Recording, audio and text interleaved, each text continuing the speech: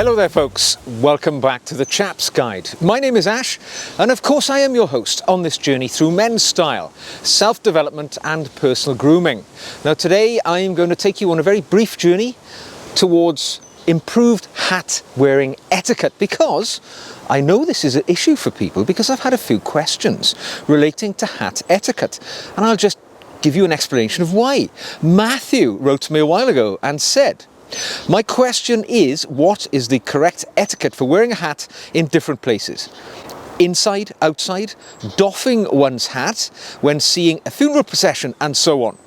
As you have alluded, you can be the best dressed chap, but poor manners or etiquette can become the undoing of that hard work."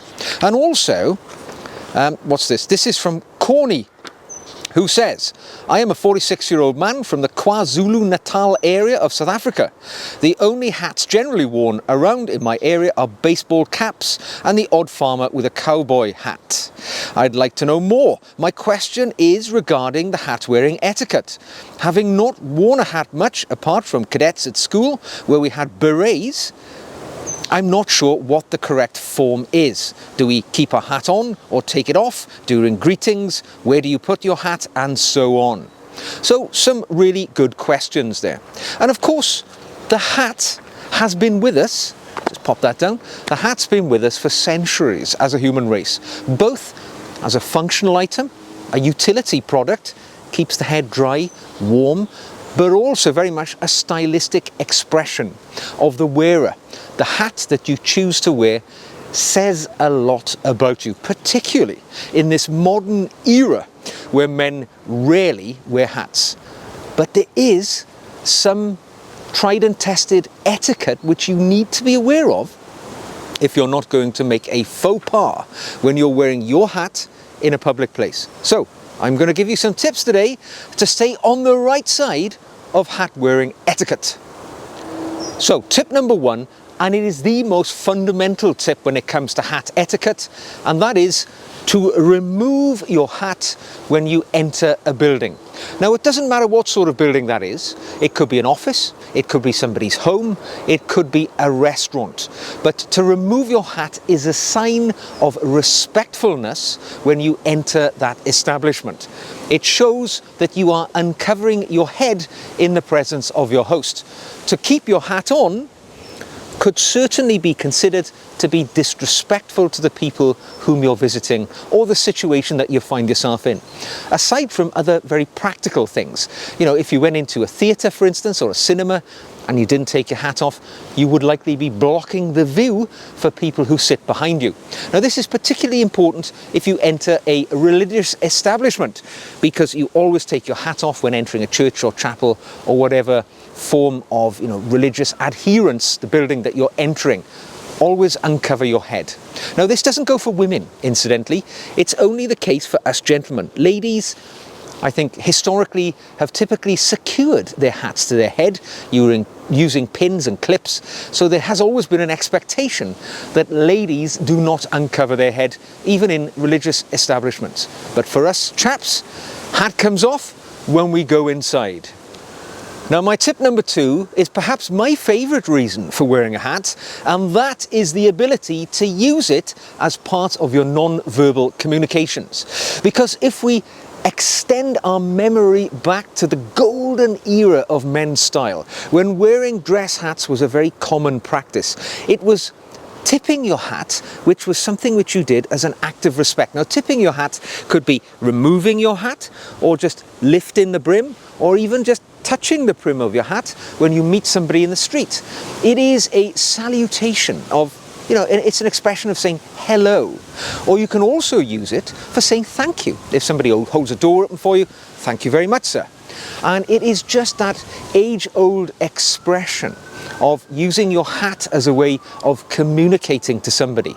Now, this has largely fallen into abeyance in the modern era with the sort of loss of hats in the world. Today, the only hat you typically see is a baseball cap, and you don't often see people raising their baseball caps to say thank you or as an act of greeting. But for me, this age-old tradition of doffing the hat or tipping the hat, I do it all the time when I'm wearing my hat, and I know it always gets a good response from the people who I see. It's a charming tradition, and it's a nice, simple expression of politeness. So tip your hat when you see people in the street. Now, my tip number 3 is kind of fundamental, and that is choose the right hat for the situation that you find yourself going into. In this modern era, you don't see hats very much at all, other than the sort of quintessential baseball cap which you see everybody wearing. But if you want to cut a dash from the crowd, the thing to do is to wear the right hat for the situation. Now, if you're wearing a suit and you're smartly attired, you can invest in something of a more old-fashioned dress hat. I'm wearing what you might consider to be something of a cross between a trilby and a sort of fedora, a sort of long-brimmed hat. Simple, elegant, but equally perfect for many of life's situations in the modern era. Keeps the head warm, fits in with most of the clothes I wear. If you're a little bit more avant-garde and you wish to throw back to an older era, you can go down the route of a Homburg, maybe a full fedora hat, or even a bowler hat. There are so many options out there that a gentleman can choose to be an expression of his personality. And of course, these hats can be employed in different situations in your life. For instance, if you're going to a funeral, a dark coloured hat, typically black, would be the perfect thing to wear. Maybe a bowler hat or something like this, a sort of trilby or a fedora. It adds just that sprinkling of class and culture to your outfit. So you can choose your hat dependent on the situation that you face. Don't think that all hats are created equal. They are not. Now, the fourth piece of hat etiquette I have for you is the fact that you can, of course, remove your hat as a gesture of respect in situations where that is called for. Now, one of the most common situations will be maybe where the national anthem for a country is being played. Typically, if you were a military man, you would salute, but as us civilians, we don't have that option. We can remove our hats as a sign of respect. So if you find yourself in a situation, maybe a sporting event or some other cultural event where the national anthem of your country or another country is being played, you remove your hat, and that is us showing a gesture of respect for that important cultural situation. Now, my fifth tip for you when it comes to hat wearing is make sure you're wearing your hat properly, because some hats have a different sort of tradition. They're worn with a slight jaunty angle on the head if you wanted to, show a bit of your extreme charisma, but all hats are not all worn exactly the same. So it's worth doing a little bit of research, finding out how your hat is intended to be worn just in its sartorial style. But when it comes to its practical application, get a hat that fits you too. So you don't want a hat which is so tight it is perched on the top of your head, or a hat which is too large, the only thing stopping it covering your eyes is the fact it's resting on top of your ears. Now, with many dress hats, you will find that the hat band inside allows for some adjustment. You can even place some bits of paper or whatever in there just to bulk it up so that it fits naturally on your head a little more comfortably. This is very common. It's how hats are generally worn. So make sure that your hat fits well and that you're wearing it correctly. The last thing you want to do is stand out from the crowd because you're wearing your hat in a way that looks good to you but is actually a total social no-no in the crowd in which you're running. So wear your hat properly and make sure it fits. Now, my final tip for you is really about looking after your hat when it's not on top of your head. Because when you enter a building, all of the other situations we've talked about, you're going to be removing your hat. So your hat's well-being now depends on how you choose to look after it. And unfortunately, this is becoming more difficult because in years gone by, most restaurants or other venues would have had a hat stand because hats were very, very commonly worn. If you look at any image of a group of men from, say, the 1950s, 1940s, you will see almost all of them will be wearing a hat. So when you went into premises, there would be provision for your hats to be kept safely on maybe a hat rack or a stand where you could place your hat, or a cloakroom where you could check your hat in if you were in quite a fancy venue. In the modern era, you won't see anything like that, even in the poshest places in the middle of London, unless you're very lucky. So it's up to us to look after our hat. Now, if I go to a restaurant, I will typically put my hat on an empty chair if I'm sat at a table and there is room for my hat to rest comfortably on the chair. If there's no empty seats, I typically place my hat underneath my chair so that there's no chance of anybody sitting on it or standing on it. It's not ideal, but it's the best that you can do in the situation.